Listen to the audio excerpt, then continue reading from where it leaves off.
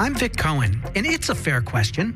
It's a fair question. It's a fair question. I'm Vic Cohen, and it's a fair question. It's a fair question.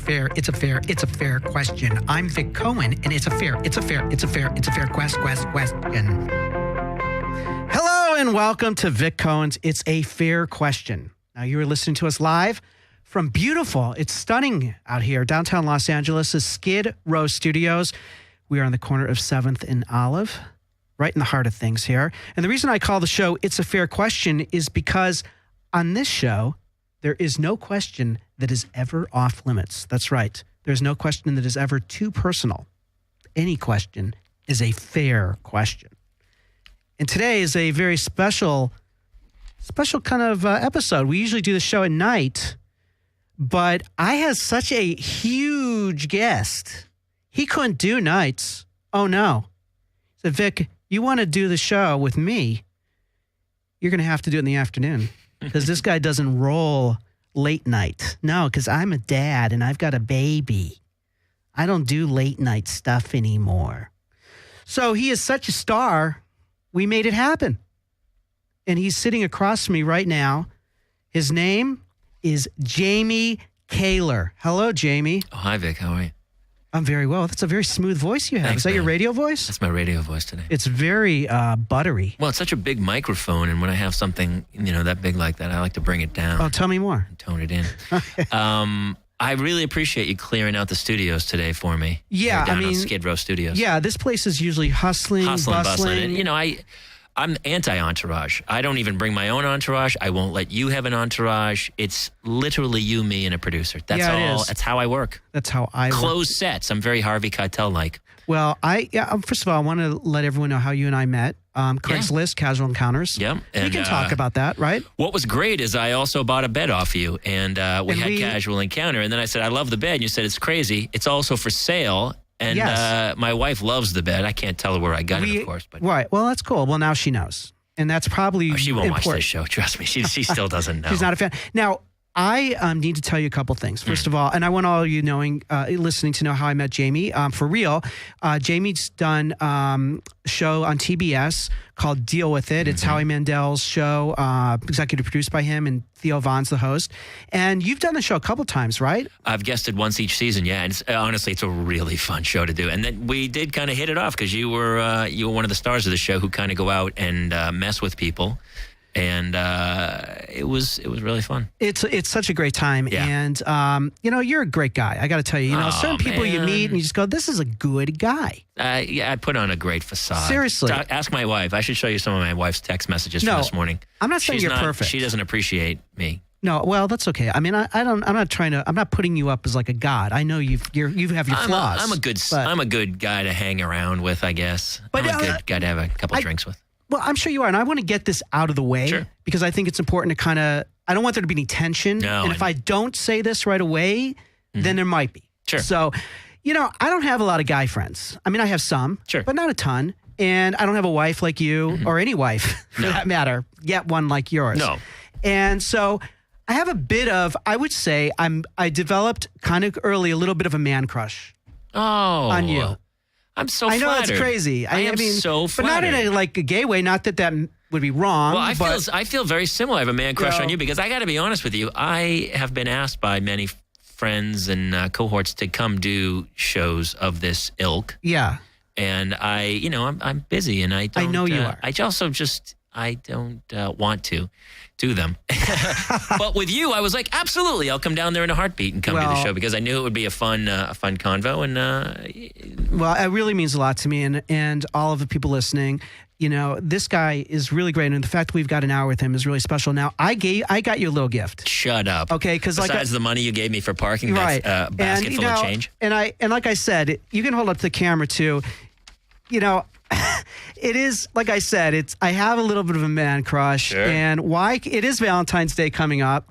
Why not love? Why but can't I scratched it out. I scratched it out and put like. Me. Well, I do because does it have to grow into love? Do we only start at like and then it becomes love? If I put love, it would be a joke and wouldn't be real. Oh, but if I put like, that's believable. What if it's to tell you that like is love you? Although That looks like my dog. We have It's a puggle. cute, isn't it? Yeah, it's a Can you great open book. it up? Let me open it up. I didn't really write a lot. All my heart, all the best. I didn't want to write too much because I was feeling vulnerable. But now, is it going to be weird when I reuse this to give it to my wife and I just cross out what you wrote and then write you in? should. Or actually, I might be able to just get away with just re-signing it. You could turn Vic into Jamie somehow if you're. That's really with the sweet. letter. Thank you. And these cards aren't cheap. No, they're not.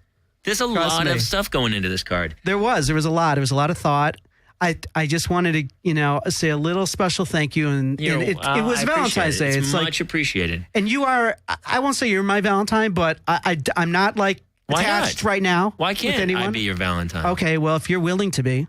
I think it's a beautiful thing to be someone's Valentine. I agree. And I'm always amazed when somebody, repels someone's affection. Isn't it nice to be liked? Isn't it nice for someone to, pay a compliment and say that they like you? Well, of course, thank people you. are like, well, boy, no, I appreciate it, and I like you too. Well, thank you, and I'm happy this has been. You've taken it well because if you hadn't, it could have been an awkward, time the rest of the show. Oh yeah, I could have stormed. I almost stormed out when there was no coffee in the studio. That's really my rider. My one rider is coffee without powdered cream. That's like if I raise a sting. I kind of believe you set. almost, but you should believe me. It's very, very. I'll go even when my friends are shooting like little no budget things, and you do a favor and you shoot something in some guy's small budget film or something. And I go, listen, all I care about is have coffee and some cream. That's all. Well, That's all I care about. What's really funny to me about that whole thing is that the reason you got the card, I had only a certain amount of cash on me. And it was, first I was going to get 2 bananas in water for you and water for me. Right. But I didn't have enough cash to cover your parking too. So I forwent, if that's even a word, the bananas in the water. For sale. And went with the card. So you would have had a cold water. But I like the card better. I think the card's better. I think you chose wisely. And honestly, I like the card. Okay. I'm going to put this in my the rear window in my car. I'm just going to have it facing out. Sure, I'll have a water. That sounds great. And then let everybody know how much you cared about me. Well, I'm flattered. That's amazing. Well, Thank you good. so I'm much. happy that somebody took an effort to go do something like that. It's a beautiful thing, right? Thank you. I actually appreciate it. And I'll definitely take a banana as well. I'll take a banana and a water. You can bring it up, and I'll reimburse you for the banana too. On camera. It's not like I haven't eaten bananas on camera before. Yeah, he I'm wants not a gonna fall for banana. that banana We're in a talking to tailpipe. Jenny, our producer, who actually has bananas and water, coincidentally. Beautiful. So for those of you who aren't... But by the way, let me interrupt you. This card reminds me, you put more effort than my mom ever did. Like my mom will give me cards for my birthday or whatever. Yeah. And there'll be nothing in the card except for what Hallmark wrote into it. And then she just wrote love mother at the bottom. So, but I don't think she's deliberately not writing. I think she just really spends a lot of time and chooses the card that very specifically says exactly what she wants to say to me. Like, you are a beautiful son. I wish you a happy birthday. Like she goes, that's exactly how I feel, and then just signs it. Well, it's funny because Like it's a you're formal so contract. creative, but you're so creative. You didn't get that gene from her, it seems like. No. And it's funny, I guess I got it from my father, but I never met that guy. Like my dad was 43 when I was born, so by the time I really was kind of a young boy, I was, he was 50. Right. And he was kind of a beaten guy down because he worked a lot, and I'm the youngest of 6. So at that point, he was like, look, just don't die. He didn't care. But I hear later on from everyone else who were friends with him when he was young, and my mother, they're like, he was a really funny guy, and he would get up and tell stories, and he played a little piano, and he was kind of a witty guy, very much how I am now. But you didn't know him that way. I never knew that guy. Did he pass away when you were... He has passed now, but he was with me for a long time. I never knew him as a young man. I only knew him as a 50-year-old man. But even as a 50-year-old, I know he wasn't. He lost his spunk? He lost his spunk. Oh, that's sad. It was a different era. I don't know. I mean... He's the youngest. I was the youngest of 6, so he had raised 6 kids. He just was beaten. Exhausted. Yeah, he was. I think he was exhausted. And that's too bad, though. You missed out. We never went. He never took me to a baseball game. We never went to the movies. He chain smoked, so he couldn't sit in a theater for 2 hours or anything. So we hung at the house. He was a great guy. Right. Did you at least... We'd play some sports in the backyard, but once he got home from work, he was just like, just leave me alone. Like, it was that generation. It was Cats in a Cradle. It's the song, basically. He grew up to be just like me. Right. If you don't know that song, if you're too young, that would be Harry Chapin, right. Cats in the Cradle. But what's the story about? It's the father never had time for the son, and then when the son gets older, he has no time for dad. Yeah. And it's He goes, hey, can you come see me? And he goes, I wish I could, Dad. The kids are sick and we can't get out. And then he goes, he grew up to be just like me. Listen, I want all of you to know the work, before we go any further, that this man that I'm talking to has been a part of. I'm going to go through some of your credits real quickly. We'll talk about them. King of Queens. Well, there's too many, so I'll cue you when I want to hear some. I just want to give I want to get an umbrella. You tell me when to talk. Of what you've done, because it's so impressive. King of Queens, How I Met Your Mother, Friends, Will and Grace. Played Gary 5 times. Now, the show's called It's a Fair Question. So I'm going to ask you. You don't have to answer. I usually don't give people that little clue. Trust me, I will answer very specifically, and I'll blow people out of the water. Okay. I couldn't give a Can I swear? Yes, I couldn't please. give a shit. Okay, good. Now, Will and Grace. Now, a lot of people, I know you at home are wondering, you're probably thinking that you do 5 episodes of Will and Grace, maybe not a star, but that's a lot of money.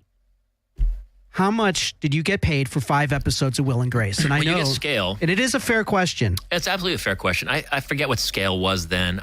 Scale, you would work all week, right? So Monday you'd go for the table read, and then Tuesday you would start to block, rehearse, and then you'd rehearse all week, and then on Friday you'd shoot it live in front of a studio audience. Okay. So it's 1 week of work, and I wasn't above scale. I got scale, but scale's pretty good in the Screen Actors Guild. It was, I want to say it was 5,000 or 6,000 for the week, but then you'll get residual checks. So since then, every now and then I'll get a weird check. Sometimes the check will be for $12. Sometimes the check will be for $2,500. So let's say I get a handful of checks over the years. So over the years I've made, I couldn't even do the math. 50 grand? Well, just off of doing the 5 episodes, I would have made 30 grand. So I would say more than 50 grand. I Really? would say you would make, maybe 50 or 60 grand. But then a part of that money, is that plus 10%?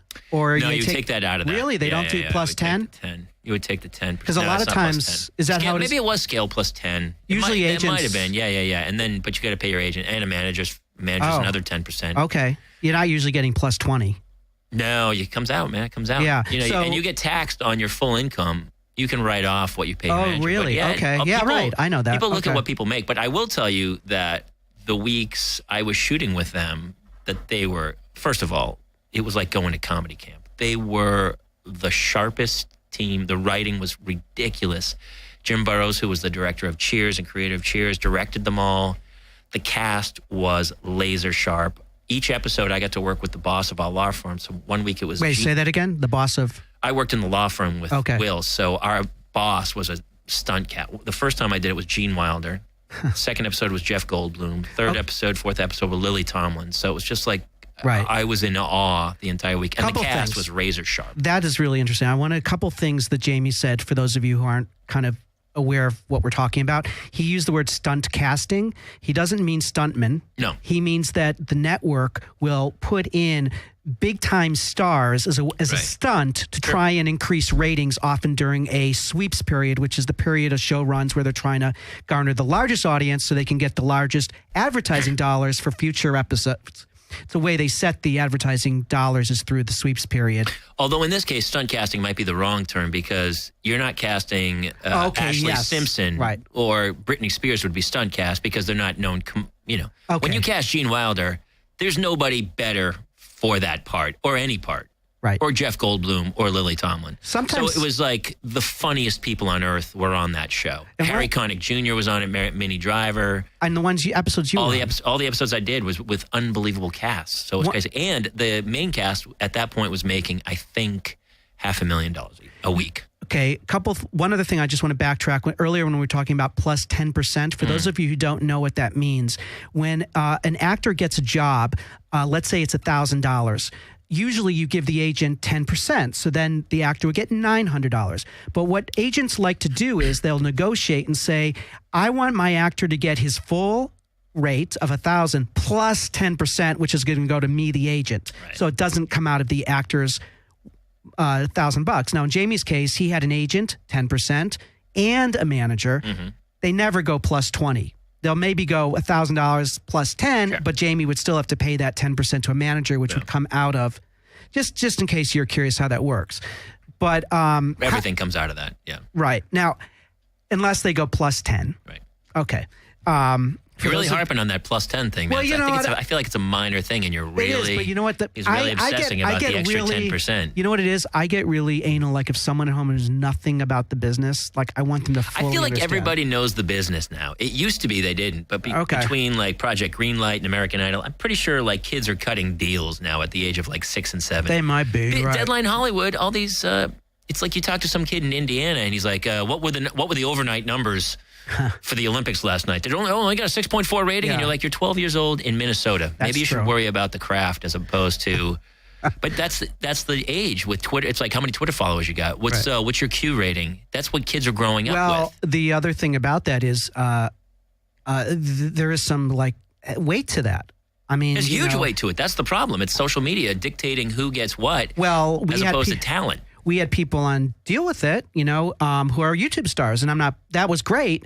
And, in that world, they're stars, but some people don't know them. Or, the way networks on a lot of shows now will cast is they'll say, how many followers does this person have? They asked me at auditions, they go, how many Twitter followers you get? Yeah, I mean, that's the world now. It's pretty interesting. It is the world, but the problem is that you see from certain people who have multi-million followers on Twitters and their TV shows don't have ratings is that they still haven't figured out how to cross-pollinate it and make it really work. And so it's just a knee-jerk reaction to cast. Let's face it, TV makes stars. Nobody knew anybody on Cheers or Seinfeld before those shows blew up. They made a great show, and then the viewers came. But nowadays, they stunt cast with a giant name who has 1 billion followers, a la Kim Kardashian or whatever, and that's what rules the world. When I was a kid, it used to be you didn't talk about your business. You weren't like, you didn't brag about all the stuff you've done. And those were the guys who did the most. It was usually the braggers who did the least. And nowadays, it's the people who just blah, blah, blah. This is what I'm doing constantly, 24/7, are the people who get the most jobs, as opposed to the talented guy who's sitting in the corner quiet. It's the person with the best publicist now. Well, let me get back to your work over on Will and Grace. Okay. Were you scared working with all these? Oh, my God, yes. How'd you get the job? I auditioned. So you're just one guy in a room. Minute. Yeah, I auditioned one time. It was a big job for me because I hadn't recurred on any show yet. Friends was a one-off. Friends was a one-off. I had, each one of these was a certain building block and a step that you get to. And so this was a big job. And I remember I had done a gig in San Diego with Chris Hardwick. Mm-hmm. Overnight, we had done stand-up down there. And we stayed the night. And then I got the call in the morning, and they said, hey, there's a last-minute call for Will and Grace. And I was like, shoot, I got to get up. So we ran, and I drove back up really quickly, and I tried to learn the lines the best I could, and I was nervous, and I went over to CBS Radford, and I read for all the producers, and I was really nervous about Will and Grace. And Carrie Lizer, who was the one who worked on the show, who ended up being my biggest supporter, they hired me. I found out later it was supposed to be Josh Duhamel, and he, at the last second, pulled out for some reason. Mm. And so I just luckily fell into that place. And then it was only supposed to be a one-off. But they liked the character. They liked me. And they kept bringing me back. And so that's happened on a few. Like King of Queens was the same. I would go on a show, and, you'd be funny, and you'd do a good job. Same with Deal With It, with Howie Mandel. I felt like the first time we did it, it was great. Yeah. And so when they go, they just go bring him back, because this business is about, like, it's not about, it's more about hanging on set with somebody for 12 hours.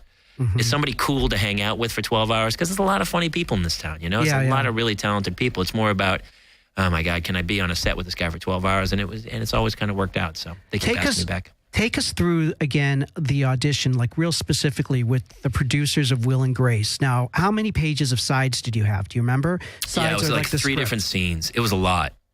And did you have it memorized? I think I do pretty much memorize my scenes for the most part. I'll be pretty much off paper. Otherwise, I can either do one of two ways. I can be totally cold read it, and I'll be pretty good, where I have to look down and pick up every line. Or I'll be totally off paper, and I'll know the scene by heart, and I'll be pretty good. But if I'm in the middle where I kind of am second-guessing myself, is this the line? It's a disaster. So I think I had it pretty well memorized. And I remember I did it, and it was really funny. And I felt like, oh, this is clicking, and I did it. And they looked at me, and there was a huge pause, and they stared at me. And they were like, all right, thanks for coming in.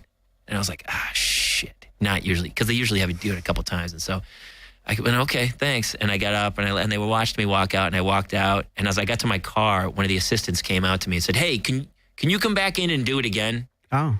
And I was like, well, yes, which has happened to me many times as well. And sometimes I've booked it and sometimes I haven't. So they brought me back in and they go, could you do it again and do it a little bit like this?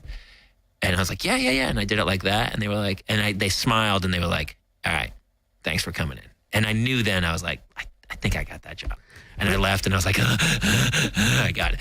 And it was like that. But every audition's like that, man. You just get used to them. And so finally you get to a point where once you've kind of worked enough, I was a regular on My Boys for 4 years. And so after that, I kind of was like, all right, I'll work in this business. And so I still go to auditions. I still get nervous sometimes. Sometimes I don't. But I never take it too much to heart. Well, you sound like a really good auditioner because you've had a lot of parts and a lot of huge sitcoms. That is the skill in this town. People say, oh, I'm an actor.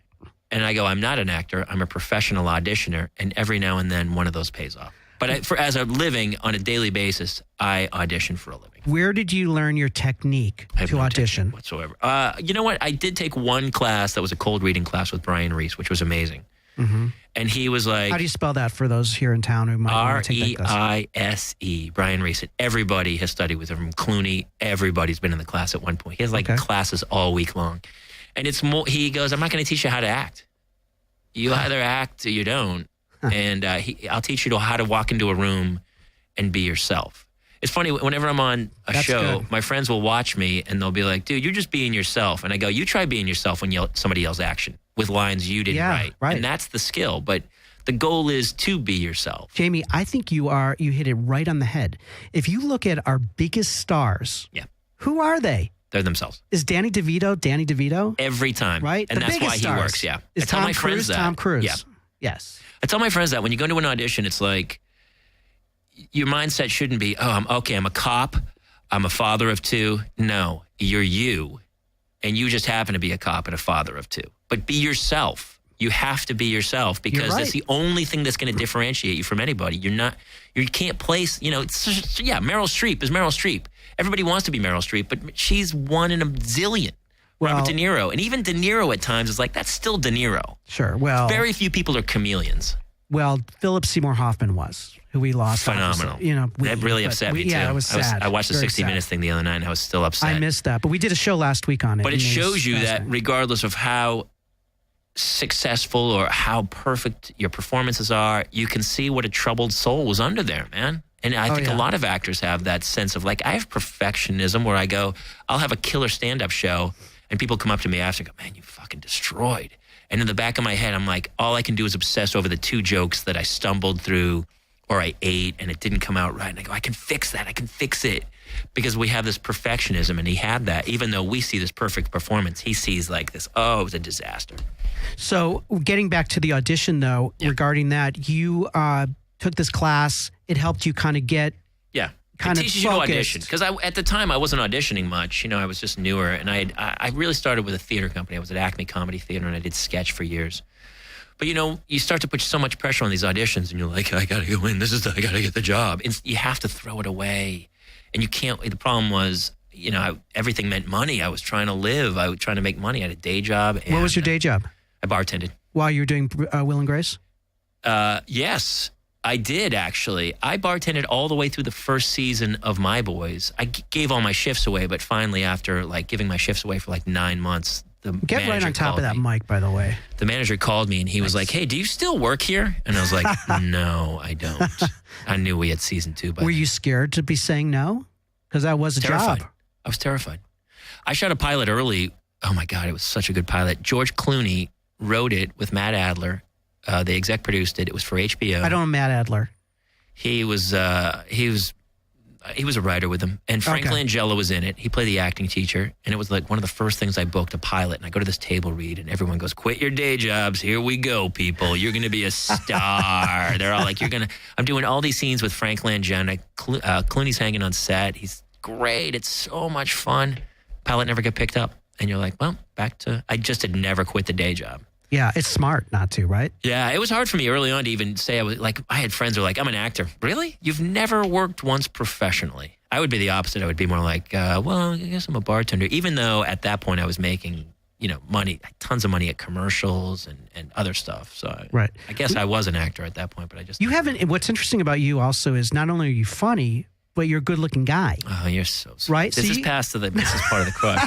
But what's funny is in Hollywood, I'm not that good looking. Because you go into places and you're like, oh my God, that guy's beautiful. Yeah, I know. But you still, you could play a funny leading man. I mean, especially these days. Please, somebody hire me. You look like a dad, and a good-looking dad. I feel like I'm the brawny lumberjack. Like flannel shirts, good looking. No, I'm not going that far. I got to bring you back to reality. I think that was not that good looking. He's like the husky. He's been out in the sun. No, he chops wood. He's a hunk. He is really the brawny guy's a hunk. I think so. Jenny, is the brawny guy a hunk? She can't talk. She's like, I have no idea what you're talking about. I don't want to talk to you guys. Why isn't there a camera on her? She should be on camera. Yeah, she's cute. And she's doing a great job, too. Now, let's talk about My Boys. Let's talk about it, shall we? You mentioned it. You said season 2 is picked up. You're really excited. Okay, 4 seasons, 49 episodes, correct? Yes, that is true. Okay. So I'm hearing that. I'm thinking, do you need to work ever again? Yeah. What's funny is when people do say that, and yes, I do. Although I did buy a house with it, but I now have a mortgage payment that I need to Right, and it's in Victorville. It's in Victorville. And when I say house, I mean a trailer. But it's a double wide. It's a 1.5 wide, I would give it most. Okay. But Victorville's a nice area. And I sell crystal meth on the side. My namesake. Yeah, it's pretty good. It's Yourville. Yeah. So so it was enough to buy a house. That's pretty good. It was enough to put a down payment on a house. Okay. And a couple nice trips. Yeah, you get paid well. When you work, you get paid well. Do you get scared? Even today, I'm scared it's right just going to stop. stop. This show is terrifying me. But do you have that paranoia a lot of? All the time. Every actor says I'm never going to work again. But I have come to terms with it where I go, you know what? I'm going to work again. I don't care anymore. I stopped caring as much as I used to. I used to care so much. Well, here's the trick. Unemployment at the top level in California is $420 a week. Mm-hmm. So my suggestion is build a lifestyle where your expenses are no more than $1,680. Write this down. Trust me, I lived on that for years. When I was working on My Boys, I was in a rent-controlled studio apartment at the beach. I owned my car, a little Prius I had, and I never spent a penny of it. I saved it all. But now I'm married with a baby. So your $1,600 a month is out the fucking window, lunatic. Talk to my wife for a second. Are you kidding me? What are you That's a insane? Day. That's a day. I mean, I got to get rid of them, and then Not quite. man, I'm the king of that. Of what do we need? Why do you need another shirt? Your other shirts, there's nothing wrong with. What do you need? You have a pair of black shoes with heels. I know, but this toe's a little different shaped, and the heel's a little. You're killing me. You're killing me. Why do we need to spend money on all this shit? If I had a choice, I would rather not work and not spend money. I still, to my mindset, whenever somebody goes, here's the price of something, I go, oh, that was one full bartending shift. I still put everything into that. I would make, $150, Where are you $200 bartending? I used to work at O'Brien's in Santa Monica. Is that off 3rd Street Promenade? Off of Arizona? It's on Main Street, yeah. No, it's off Main Street. Yeah, okay. Main Street. I opened it. I worked there for 10 years. Wow. Now, and I drank there for 10 years. Well, as an Irishman, that must have been like you were home. It was it was. I actually kind of was my home. I basically lived there. So let's talk a little bit about darkness in your life. Sure. I find that every comic has times. There is often a darkness, a loneliness, and because the nature of the business is so hard. And so, do you have any vices, any pitfalls that you need to watch out for? Not heroin. Right. I mean, luckily I never got into it because my family does have an addictive gene, and I drink. I probably drank excessively when I was younger, especially when I was bartending. I drank free. It's not open bar. I would still be I got to get my money's worth. It's free. I don't care. I got to get my money's worth out of this. So now I pace it a little better. They saved your job. They're probably thrilled you. I don't hold it. I probably don't hold alcohol as well as others. I don't think Irish people do in general. Right. Us and American Indians, I think, are the two that are just terrible drinkers. Do you get depressed? Sure. I mean, I'm talking real depressed, not a little I can't glum. gauge that. I mean, I feel depression, but I always have to say to other people who are depressed, I go, the way I deal with it is I bask in it. I don't fight it. When I have horrible depressions, and then I have horrible, the opposite. I'm totally mood swings. And so when I get depressed, I grab a pint of ice cream and I watch 3 movies and I disappear for 2 days. Do you have a therapist you go to? I don't. I have stand-up comedy for that. Really? That's enough for I you? usually get up and just tell horrible stories on stage, and I have told many, many, many horrible stories. Not My for whole the act laugh? is just the most embarrassing. But no, what's funny is people do laugh because everyone has had those stories. Right. So it's real. It's you. One night we did this stand-up show in the back of O'Brien's, and nobody showed up. It was like 5 comics. And so we said, all right, everybody get up and tell the worst, most embarrassing stories of your life. So I got up and I told of the night I was so drunk, I fell asleep with a pint of chocolate fudge brownie on my chest. And when I woke up, there was a giant brown puddle. But I didn't know where I was. I was really hungover, and I was like, oh, my God, I've shit my chest.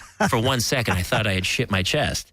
And so I told that just to my friends, and they were like, dude, you have got to do that as part of your stand-up act. Yeah, that's funny. And so I got up one night, and it was so embarrassing. And I told that story, and everybody fucking rolled laughing. You're like, oh, I got something. They were laughing their asses off. And so funny now because I tell that story now with no embarrassment whatsoever. And so it ended up, I've told so many horribly, horribly embarrassing stories on stage. And that's part of my act because we've all done the same things. Well, don't you think vulnerability is what makes a great comic? I mean, I know we can't let me take that back. There are a lot of things that make a great comic, but don't you think that's one type of characteristic? They have to empathize with you, but they do. I've also told stories where people go, dude, even I'm not that fucked up. Like, I didn't do that. And they didn't laugh. And I had to pull that from the act. Right. And realize that, okay, that was a little I've had that too. Exclusive. Like mom stuff. Like my mom's doing things that were just like, no, we're not going. Yeah. We're not going there. I think the key to being a really good stand-up is being likable on stage because the most likable people can say the most horrible, horrible things on stage. Richard Pryor told the most horrible stories about how terrible of a person he was and the things he had done, and you still were like, oh my God, you wanted to hold him and hug him. Right. Because he was such a likable and empathetic character. Well, it's a great point you make, and I think that it's often forgotten. Like I'll go, try material out somewhere. I might go to an open mic. Sure. Why not? Because just to get out there and, it's easy, just go boom and out. And it's just a good place to just keep the muscle going. But I think particularly you see a lot of newer comics and they're very, I think that it's easy to forget. It's the essence of you. It's like we talked about earlier. It's your point of view. Be you, whatever that is. That's what they always say. Hard. When I first started out comedy, I would have managers come and I would crush, and they go, "We still don't know who. You need a point of view. Like you could take any joke, and when Jim Gaffigan says it, it's Jim Gaffiganized. Like he puts it through his Seinfeld. Anybody who those big guys, when they tell any story, it comes out of like them. It's their point of view. And I think in stand-up, when you finally get to the point where you can just get up and tell it. Like the other night I told a story about I fought a parking ticket or a speeding ticket because the cop told me to. He pulls me over, gives me a ticket, and then at the end he goes, you seem like a nice guy. I want you to ask for a trial, and then I won't show up. And so I go, all right, whatever, man. And so I asked for a trial. He had a man crush on you. That guy showed up. He showed up. It's a long story, but so I got up and told this horrible story for like 10 minutes, and people came up to me after, and they're like, that story was great.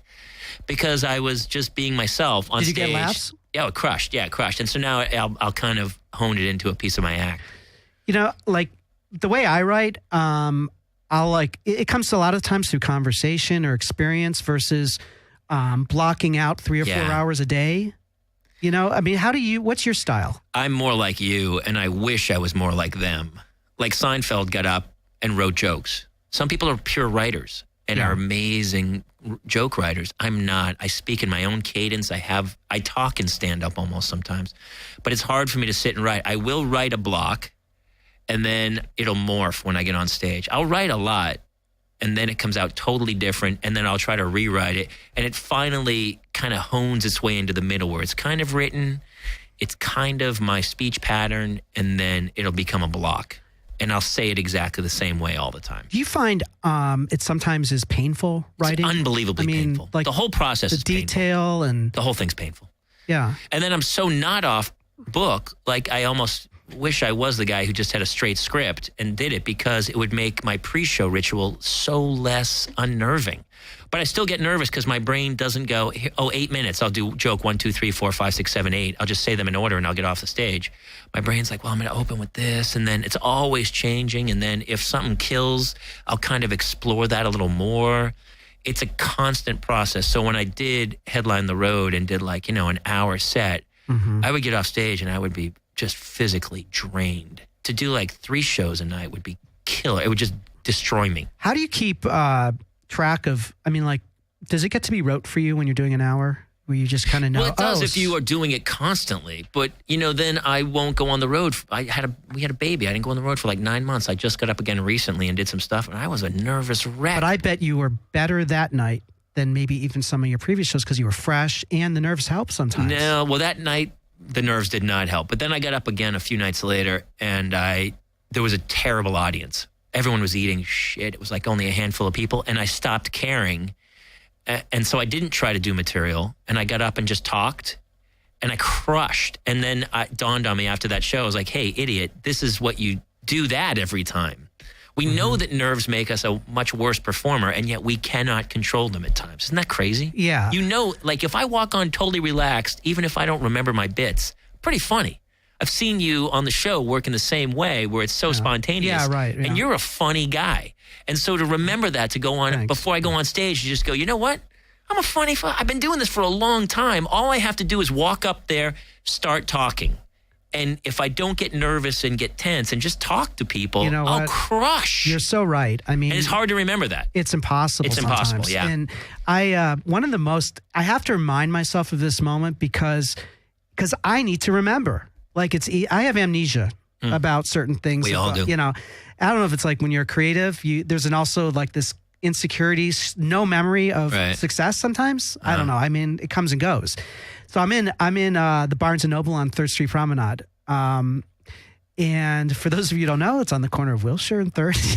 Like, who gives a shit? But I know it very well. That's where I was. That's where I lived. It was 2 blocks north of there, right on that street. On 3rd? I was at 2nd and Washington, actually. Okay, so you were just a little bit north of for 11 years. Nice. Yeah. So I miss those days. Yeah, that's a great area. Anyway. So I'm in there, and I ran into John Lovitz, and I had met him years ago when he was a guest on Howie Mandel's talk show where I was a writer and I acted a lot on the show. And so as we were talking, I was asking him what he's up to, and he said he was getting ready to be doing a Woody Allen film, which sounded really amazing. I mean, what a cool thing. Right. And I asked him if he were nervous about it, because I think I would be. I would be. He's like, nah, he goes, this is what I do. He's been around for a long time. He's an unbelievable performer. Yeah. Yeah. I haven't seen a stand-up. You know what's funny? He's not, when you see him do stand-up, it's not like a polished hour where you would go like, you see Bill Burr and it's just a punch in the face of hilarity where he just ba-ba-ba-ba-ba-ba-ba.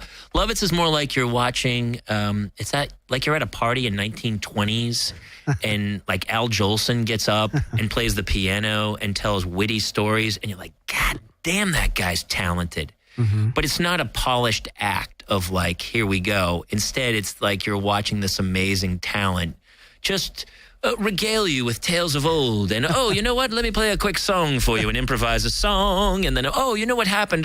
Caroline, you remember this story? We were at the club today. And and all of a sudden you're like, it's enthralling more than it is a guy who's like, joke 1, joke 2. There's no act. I'm sure there's an act, but it's more just, you're just enjoying Lovitz.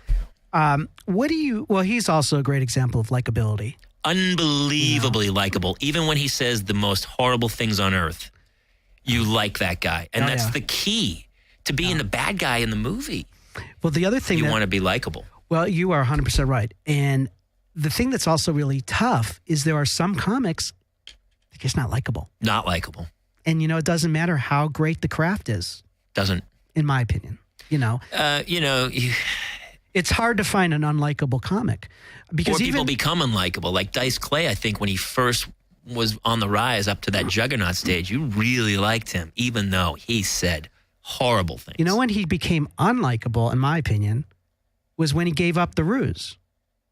Like when he went on Arsenio and started apologizing. Yeah. Now he's unlikable. I thought the same thing. Like he got fired from SNL for that whole, he swore, they said don't swear, and he swore in the opening act, and then he kind of got blackballed in town, and then he kind of came out and he kowtowed instead of going, hey, this is what I do. You knew what you were asking for when you hired me. And we got it. We get it's a bit. Yeah. We're not stupid. We don't think, I didn't think that's really how the guy walks around. You don't need to apologize to me and tell me it's a bit. He's a good actor, too. Remember him in Pretty in Pink? He plays the door guy. He's a great actor. He's a great actor, man, and really funny. Talented but it's guy. about liking somebody. Do you like doing stand-up? I really do. I fight with it sometimes because I don't love the road. I never liked it that much. I hate the travel. I hate the time down. But boy, when you walk off stage and you crush this, that's just it's a drug. It's a real drug. Some nights I love it. Some nights I don't. How do you handle when a show just doesn't go well? I mean, have you ever thought? I don't handle it well. Have you ever thought, you know what? This is not the right business for me. No, you know what's funny? I think it's the only reason I've ever succeeded because I had friends who did that and they go, I'm not doing that shit again. I've always been in whatever I do. Like I'm playing golf now, and if I have a bad day, No, you're talking to me right now. yeah, I want to get back out there and do it again. So sometimes I would do if I ate a set in town. I would be like, oh, is there a late show I can jump on somewhere and get that taste out of my mouth? Like, I don't want to go to sleep on that show. Right. I need to end on a good show. So it's not, if a show doesn't work well, it's not about Jamie. No, it is. Well, Jamie fucked up is what Jamie did. Because it's never the audience. It's not about Jamie not being funny, though. It was about Jamie not being funny in that moment. And Jamie's not funny all the time. Jamie can be not funny. Right. Isn't it scary how you don't know, like, have you ever auditioned for late night people like casting or other shows where you're doing a set? And sure. I did a set on late night with Ferguson. I did Ferguson before. Have you ever auditioned or it didn't work out? Like, it was just a bad set in front of people who are going to be booking? Dude, I can't even tell you. I have so many stories of eating a pile of dung. And then what do you do? How do you handle cry. that? I went home. I tested for a show to be Jenna Elfman's husband in one show. And I talked to a producer later, and he told me, he was like, dude, it had nothing to do. I just ate it. I had to tear it. It was like my 7th audition with the same scene. Kept going back in front of all the people at ABC. I ate a pile of dung. If you asked any of them, they go, I don't remember that. But what does that mean, ate a pile of dung? I was horrible. It didn't click. It wasn't funny. You get one, in this business, you get one swing. You can't go, all right, hey, listen, everybody, obviously that was a little rough. I've auditioned 6 other times. Let's run it one more time from the top. You don't get that. Right. You get one swing. That's it. What about and they go, thanks for coming in. But what about for bookers for stand-up? Do you feel like you do I've done the late. Yeah, I remember showcasing from Montreal. I did Montreal as one of the new faces back in the day, and that was nerve-wracking. And even in Montreal, my set was okay. It wasn't great. Did you have people? Now, that's, for those of you who don't know, that's a big showcase for stand-up comics. It was a big showcase then. It used to be. I don't know if it's still like this, where agents would run up to you. I was the year after Earthquake really? blew it. They gave Earthquake like $500,000 or something, a deal on it for a 7-minute set. And then Earthquake? Or maybe it was Chicken. Earthquake or Chicken? One of those two. I don't know. These guys it was a long time ago. And then, so I went the year after, and everybody was like, hey, just so you all know, no more deals are being passed out, so just go up and have a good time. They said that? Yeah. Who was that? Who was saying that? Our host was Alonzo Bowden. He was a good cat. That's weird. They were like, it's over, man. Nobody's giving out deals anymore, so just forget about it. What do you think about shows like Last Comic Standing? They're doing it again this year. I heard. Yeah. Listen, anything any comic can get in this world, I will never, like people gave Dane Cook a ration of grief. I'm like, dude, to have that many million followers, you got to be doing something right. I opened for Larry the Cable Guy on the road. The nicest cat ever, one of the funniest guys. It's like, if it's not your sense of humor, stop bad-mouthing other people for making a living. Jeff Dunham uses the puppets. He makes $20 million a year. Who's the wrong one? You sitting here bitching at an open mic, or the guy who's making money at it? No, you know what? The thing that drives me nuts. No, I agree because, like, for example... They're just haters because they're jealous. Well, comics will love to beat up on prop comics. Carrot Top is one they just love to tear into. Yeah. Hey, if people are laughing at him and he can make a great living, he's bringing happiness to people who like him. And who are you to judge? It's like, fuck it, man. If anybody can make anything at this business, I'm all for it. So for Last Comic Standing, all the power to it. I just worked with John Heffron, who I hosted a show for History Channel with him, and he was the nicest guy, ridiculously funny. He won season 2, I think. Eliza's won it. If you can get anything out of these things, enjoy it, man. I never did Last Comic Standing once. I was doing acting at the time, and I also didn't. I was terrified that I would have a terrible set, and then that would be what. It just wasn't. I don't like people editing my stuff. Well, it's funny is I did one year. I auditioned knowing with the intention of not getting on. Right. I did a crazy bit that I liked, but did it make TV? Yeah. Yeah. Yeah, I wasn't really taking it very seriously that year. It's all for it, but I don't know. So now you got this child. I have a child. How old? 6-month-old Hannah Elizabeth. Now, Hannah Elizabeth, was that a planned pregnancy? Yes, very much so. Okay, and it was with your wife? I mean, my wife planned it. She told me where to be and what to do. Exactly and, where to be. We got married, and she said, all right, we're having some kids. And I go, okay, whatever. Now, does she work? She does. She has a day job, so we have a nanny. Really? Yeah. Okay, what kind of work does she do? She works in the pharmaceutical industry. She's a dealer? Yeah, she's a drug dealer. It pays well. Well, we're in Victorville, man. What else do you want us to do? Very good point. How has having a baby changed your life? I mean, besides the sleeping, I mean, it's changed it totally. I mean, you have somebody else who relies on you that can't fend for themselves. So yeah, it's definitely changed me. I'm a crybaby now. I like watch a Home Depot commercial and I'll sob uncontrollably. This is what concerns me about having kids. I don't have any children. Do you ever feel like my biggest fear, and sounds really selfish, so I hate to even say this, but I've seen some parents where the kid takes the place of the husband, not in the sense of like the mother loves the child. You mean some marriages? You mean every marriage? Like the husband. Oh, that kid's way above me on the pecking order. See, I want a marriage where the wife knows I'm still number one, but we'll take care of the kid. No, I'm not. I'm not even number 3. I think the dog's above me. I think it was my wife, the baby, the dog, and then me. It kind of in a way, but it's weird. Like I was single into my 40s and living alone in an apartment, and I'm much happier now. Really? Yeah. I like how I seem surprised. I had it. I just was out every night, boozing. There's no reason not. When you're single, it's like there's no reason not to go out. I go, I could do a stand-up set, and I'll, go out to dinner with some friends and stuff. And it just, I don't know. I kind of felt like I had done it. I'm very happy being a dad, and I love my daughter's beautiful. When you look back at your career, do you feel your career cost you maybe being a father younger in life? Absolutely. And do you regret that? I don't know if I regret it, but I do, having a baby at an older age, I feel like I was like, man, it would have been great to have one in the 30s. But I moved here when I was 30 to start acting. I was a Navy lieutenant, and I got out of the Navy in San Diego and said, I'm going to become an actor at the age of 30. Yeah, that's so I moved into a bachelor apartment that didn't even have a kitchen. And I bartended. And so it was like, I went out with a lot of great girls who I think were like, hey, we're going to get married and have kids. And I was like, how am I supposed to do that? I can't. I'm going to raise a kid as the bartender? Right. And so it just never happened for me. I was really kind of career-oriented for that decade, basically. Do you think that in some ways, are you going to purposely kind of consciously be more of the fun, spunky dad at your age that your father wasn't for you, knowing that your dad kind of fizzled out? Yes. Well, it's also my first child. So, I mean, I'm not beaten up yet, but I am that guy anyway. I don't think I have to consciously do it. But do you think about that? Like, I'm going to make an effort to not be that because I had an older dad and I know what that can be like. Right. Or have you never thought about it that way? No, I totally have thought about it. To go like, you start to do the math of when she's 16, but I'm going to be the older dad. There's no two ways about it. But I think that I am young at heart. And so I hope to, we're going to go do stuff. I can't wait for her to get a couple years older so I can take her to Disneyland and do crazy fun stuff. I want to do that stuff. I saw you walk in here. You appear to have, the hip movement was wonderful. Fluid walking. It's not bad. Yoga, baby. It's all about yoga. I mean, very nice movement. I do a lot of yoga. Now, you did mention about being a lieutenant. I was a lieutenant in the Navy. That is true. Now, I did a little bit of research. Oh, did you now? Oh, on the interweb? Yeah, not that it takes that much to find it, but according to the internet, what did people do before the internet? Not much.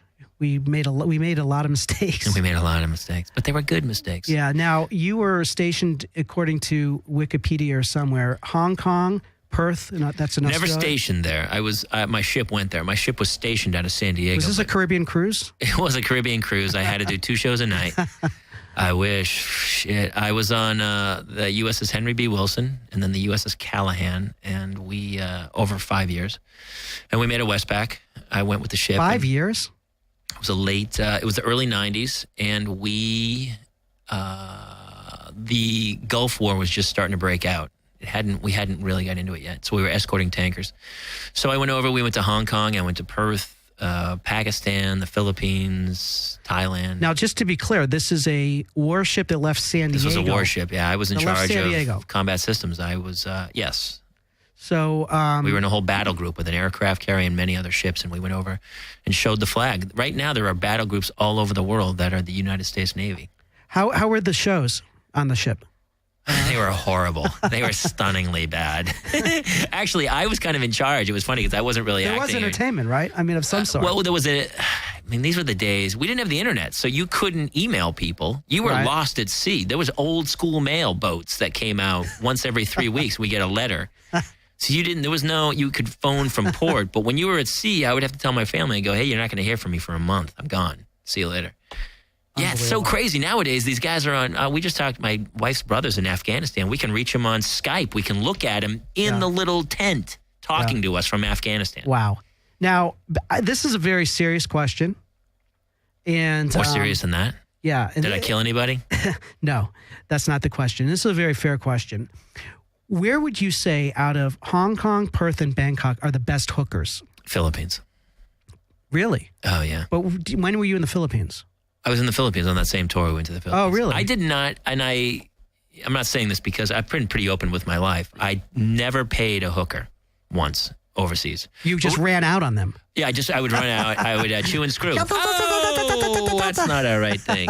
But my friends would. It was like $5 to walk into a bathhouse and have some hanky-panky. Yeah. Wait, now say that again. What was the disclaimer? You never paid for it. No, I never went out with a hooker. Okay. So you never had sexual relations with a hooker? I did not. As a sailor? No, not once. Why? I did meet a girl in Australia, and I still wonder about her, where she is. We were in port for a whole week, and we were officers, so they had this crazy party where they took... they had almost auditions for girls to get into the party to come meet naval officers, and a bunch of guys came back with wives and stuff. And so I go to the party, and this is exactly who I am. I didn't meet one of the girls who came in like their formal gowns to the party, but I did end up meeting up with one of the waitresses, the caterer girls. This is in the Philippines? No, and this is in Australia, in Perth, Australia. Okay. And I still wonder where she is. I don't know where she is. Well, and she was like 19 at the time. I was like 22. And I ended up going home with her and spent the week with her family in Australia. And it was amazing. I went to all these local places with her, and I brought a couple friends. And I hung in Perth, Australia for like this entire week. And we had an amazing week. And then I left, and I never saw her again. That's why there's Facebook. I wouldn't know how to get a hold of her, though. I don't even know. It's better you're not. It's better for your marriage. I don't remember her name. It's better to live in the fantasy. I mean, it was early 90s. Nobody remembered names back then. It was like a giant reggae People festival. didn't have names back then. Some of them did not. Yeah. Especially people in Australia. Or names you could understand. But I did not hook up some of the guys on the ship, $5. Bathhouse, Sabay Land. You would go, and there was like a glass window, and on the other side were all these Filipino women in dresses gorgeous. With numbers. I guess. And then you would pick the number, and the guy would come over and take your order, and then you would go in the back room, and they would bathe you and do whatever. Wow. Do whatever they would do. Yeah. Well, that's a dance. They would dance. They would dance back and forth. They would dance with flags, flag dance that they would do. So why did you join the military? Was it because they paid for your school? They paid for college, yeah. I was on a ROTC scholarship out of high school, so I could go wherever, and I went to Boston University. ROTC? I almost went to the Naval Academy, but I didn't want to go there. So you're a smart guy. What'd you get on your SAT? Shit. Everyone's asked that. I don't really remember it. I took it twice, though. 1,600 is a perfect score. Yeah, I'm not 16. I think I was like 1230, maybe, which is average. We're almost out of time. What's the future for you? What do you see yourself? Where do you see yourself? I'm going to go downstairs, get in my car. I'm going to drive back up. I think I have an audition later today. You've got a bright future. The future's so bright. I am, I'm working on a show, America Facts versus Fiction. That on the military channel. On the military channel, and that's coming back for season 2. And you're on Deal With It. That's coming up. I love Deal With It. Season 2 is coming out. I may end up hosting a show on. There's a bunch of little stuff happening. There's a couple commercials running, a couple guest stars, some hosting stuff, some stand-up stuff. So that's great. People can come find me on Twitter or Instagram, and they can keep up with what I'm doing. Okay, great. It's JAMIE KALER. JAMIEKAL. Do you have a team? Do you have like a publicist? I never hired a publicist, really. I have a friend that I worked a little bit with when we did a summer tour after My Boys, Tess Finkel, who was amazing, and she helped us a little bit. But I've never, publicists are not cheap. Yeah. And I was always like, I didn't really want to be in the cover of People magazine and red carpeting stuff. So. But you have a manager and an agent. I have a manager and an agent. The manager helps my stand-up career and puts everything together. And then the agent is specifically designed to get you auditions. I have a voiceover agent. I have a commercial agent. I have a hosting agent. These are all different people. Some of them overlap. And then a literary agent for your writing. And so whatever job you do, kind of that 10% goes to that agent. So they don't all cross over. That's a team. I guess I have a team. If you ask them, they'd be like, who's Jamie who? Are these people you sought out or did they seek you? A little of each. I've been with my manager, Maggie Houlihan, forever and ever, and she's amazing. And so it's really cool because we are, through everything, we have been a team. More. So I would say Maggie's my team. You're loyal to her, it seems. Yeah, and she's loyal to me. And we're friends more than anything, which is amazing in this town. I got to tell you, it's very well, the challenge is some managers I've heard are more concerned about their own percentage in their own deal. Never been like that. You know what I'm talking about, right? Yeah, I know exactly what you're talking about. And that's why we've remained friends and great. I don't even think, whenever I go to a party with her, I don't go, hey, this is my manager. Go ahead, this is my buddy. Maggie. That's great. And she's my manager. Anything we haven't talked about that you'd like to share? Just how great you are. Well, and that I literally never do these things except I came because of you, because I had so much fun working with you on Deal With It. Thanks. That's really and how funny you were. Generous of you to come. Shockingly funny. But you know that, right? Everyone knows that here. I was kind of flattered you asked me to come. So yeah, well, thank you. And I appreciate my Valentine's Day card. Yes. My wife's going to be a little jealous a little bit. That's the point. I want to put some heat in that bedroom. Well, then you need to get rid of the kid. Okay. You need to get rid of the kid and the breastfeeding, and maybe the heat will come back. I think breastfeeding is hot. I don't know. I guess if the kid's all over it. No. I mean, you can't get near the thing. Yeah. It's the kids all over it. Yeah. And it's too bad, too, because they're as big as they're ever going to get. That is sad. Huge. Take pictures. I should really take some photos. They're huge. Yeah. The kid's like, give me those things. Yeah. Well, I don't know. I've never had that pleasure, unfortunately. You're generous, but probably. You come over. I'll tell my wife. You can share. We'll all share. Right. Do you have a ranch? I have a ranch out in Victorville, which is called a double wide. All right. Well, thanks again, Jamie. It's so fun. I could talk to you. Seriously, there's so much I still wanted to cover, but just having you here for the hour has been great. I appreciate it. Thanks for having me. Yeah, and also Jamie has a show on Sirius Radio. That's true. Sirius XM. I forget about that. Every Tuesday. So check that out. And thanks again. I look forward to keeping in touch. And good luck with everything. I know you have a lot of great stuff coming up. And thank you all again for listening to Vic Cohen's It's a Fair Question. Always a fair question.